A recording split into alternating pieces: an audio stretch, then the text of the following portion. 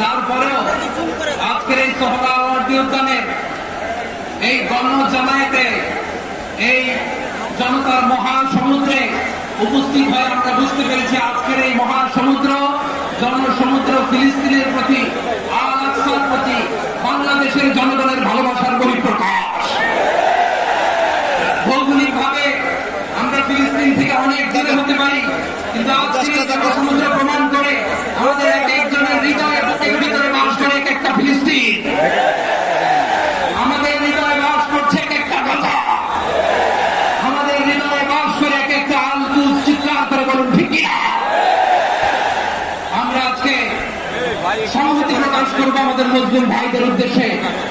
এক আওয়াজে আমাদের কণ্ঠকে উচ্চকিত করে অতিথি থেকে শুরু করে অডিয়েন্সের সবাই আল্লাহু আকবার ধ্বনি দিয়ে সোহরাওয়ার্দী উদ্যানের ময়দানকে আমরা কাঁপাতে রাজি আছি না?